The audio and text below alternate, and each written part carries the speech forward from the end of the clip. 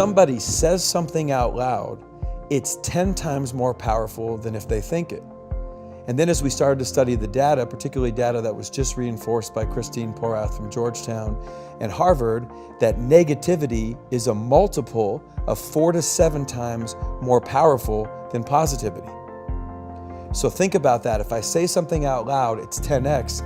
If it's negative, it's 4 to 7 times more powerful. Just if you follow the data and you say stupid, ultimately you're predicting and perpetuating exactly what you don't want to have happen. Hey everybody, welcome to Impact Theory.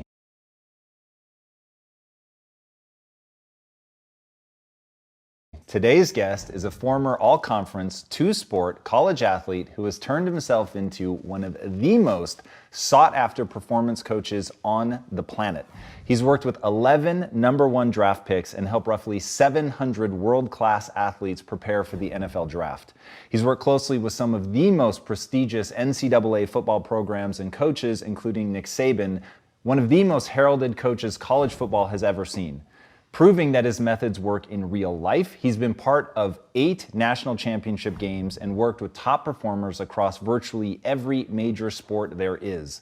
He's helped train tennis players, golfers, Major League Baseball players, NBA players, UFC fighters, U.S. Special Forces personnel, and even some of the highest achieving CEOs in business today. Sports Illustrated named him the sports world's best brain trainer, and he co-starred with future Hall of Fame quarterback Russell Wilson on ESPN's QB to QB, as well as appearing in ESPN's hit show Draft Academy. He's been featured by countless major media outlets, including USA Today, NPR, Sports Illustrated, Fox Sports, and many others. So please, help me in welcoming the man the highest performing people and organizations around the globe bring in when they need that winning edge. The CEO of Limitless Minds and the author of It Takes What It Takes, Trevor Moawad.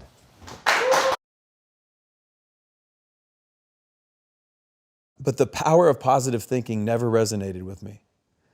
And when I was young and I was 18 years old and I dropped out of college and I was diagnosed with an initial diagnosis of cancer, and it turned out to be shingles and a number of other things, I did start to understand quickly that, well, I don't know if positive thinking works all the time and that the data is anecdotal. I do know that negative thinking does work, and it works negatively. And one of the things is I would start at Alabama and I would start with the Jacksonville Jaguars and I would start with the Miami Dolphins. I started to realize, and even looking back to a young age, that nobody wants to be told to be positive.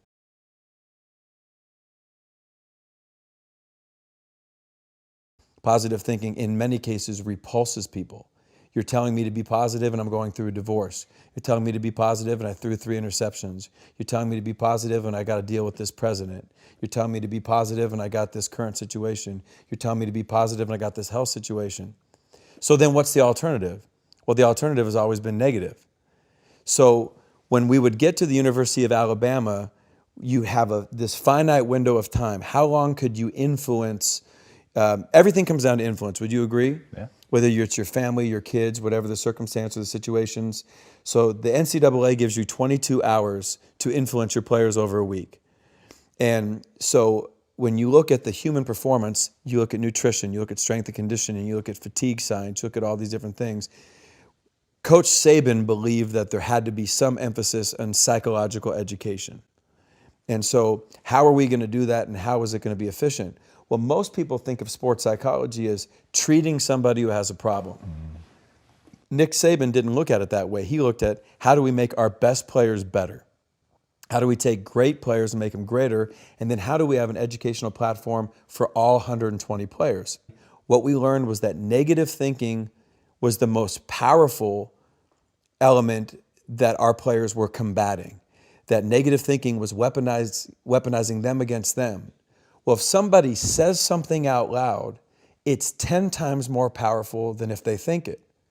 And then as we started to study the data, particularly data that was just reinforced by Christine Porath from Georgetown and Harvard, that negativity is a multiple of 4 to 7 times more powerful than positivity.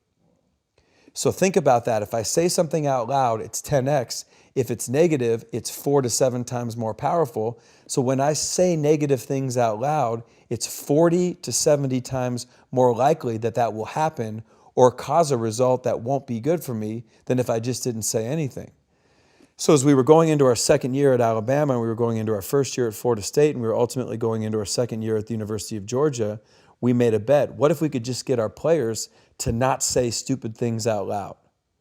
What if we could just do that? Not teach any element of positive thinking, but eliminate conversations about the heat, complaining about coaches,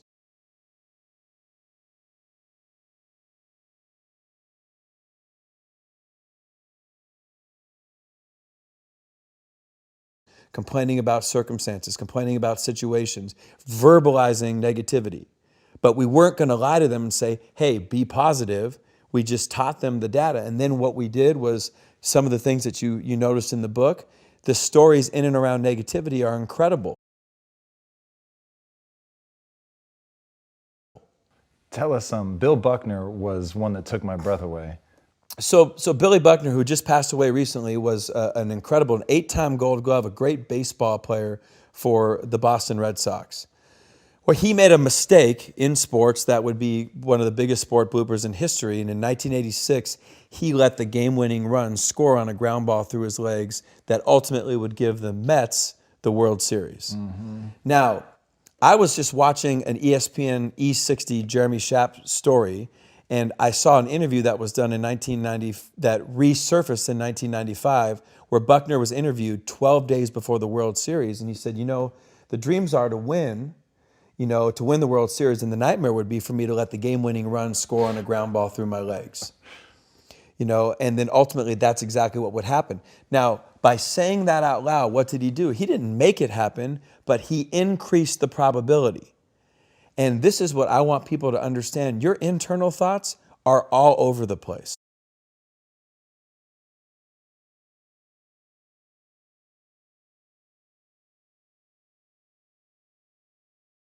I want to push on that. Yeah. Do you think that he makes it more likely because it's going to subtly influence his behavior, or because you're talking to some magical deity that then says, well, you said it, and so I'm going to make it happen? I think that what he did is a subconscious plant.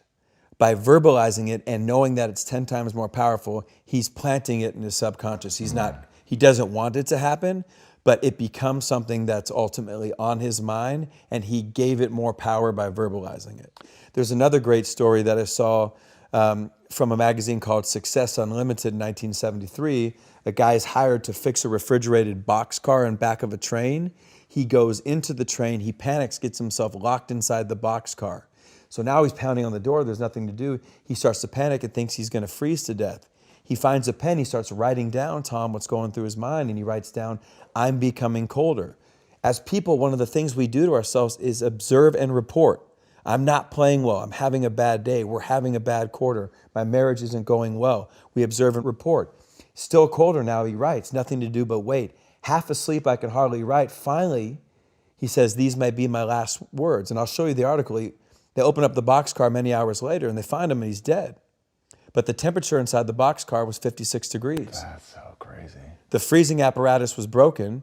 There was plenty of air in the boxcar. There was no physical reason for his death. The best they could say is somehow he talked himself into dying. So negativity is the most powerful thing we're combating. And if we could just learn how to not be negative, how to not externalize negative, then ultimately that would help them more than ever trying to be told to be positive. If you follow the data and you say stupid, ultimately you're predicting and perpetuating exactly what you don't want to have happen. And who's always in control of what Tom Bilyeu says? You're always in control of what you say. People say, yeah, but I can't. The thinking and the thoughts. I've been with people the night before Super Bowl, the night before national championships, 8 different times where the doubt's there, but we're not externalizing it. And then I'll have people say, well, what, do you want me to lie? I'm not telling you to lie. I'm telling you that if you look at the information and you say, I don't want to be here today. I hate this job. God dang, or you look at Mohamed Sanu, they're up 28-3 in the Super Bowl playing against Tom Brady, and he looks at his friend and says, hey man, they still got Tom Brady on their side. There is no lead that's safe. Why are you saying that? And you're almost predicting that that's what's going to happen. Now, ultimately, not saying stupid things out loud is you have to create an alternative. So I started thinking about a car. If a car's going backwards, it can't automatically go forward. So it has to shift into neutral, and then it stops. Then at that point, you can either go forward by changing your behavior, or you can go backwards by doing the same stupid doing. Neutral is truth-based thinking. What's the truth? You didn't let your past predict your future. You used your past was real, but I want to do something different. So you behave differently. This is a really interesting part of what you say, that the past isn't predictive.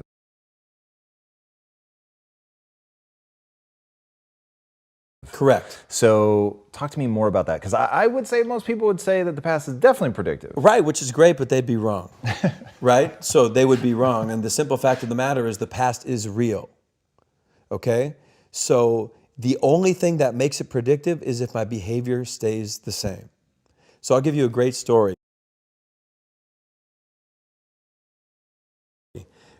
So we both grew up in Tacoma, and there used to be a thing called Toastmasters. I don't know if you remember Toastmasters, but Toastmasters was a local, regional, and a national speaking group for anybody that wanted to get better at speaking. Well, my dad had gone to a Toastmasters early on and heard one of the most successful magazine entrepreneurs in the world speak. He comes back and tells me, I just had a chance to hear one of the most successful magazine entrepreneurs in the world speak. And he said, when are you taking your SAT? I said, I'm taking it next year. He said, well, this guy was failing out of high school. He was struggling. He was raised by a single mom in the Midwest, but he promised his mother he would take a test called the SAT.